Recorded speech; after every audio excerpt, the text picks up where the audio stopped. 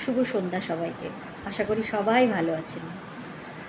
আচ্ছা, আপনারা একটা কথা নিশ্চয়ই শুনেছেন যে অতীত যত তাড়াতাড়ি মুছে ফেলা যায় ততই আমাদের জন্য মঙ্গল। কিন্তু আমার কি মনে হয় জানেন, যে অতীতটা আপনি যত মনে রাখবেন, অতীতটাকে আপনি যত দেখবেন, তত সামনের দিকে আপনার দৌড়াতে ইচ্ছে করবে, পালাতে ইচ্ছে করবে।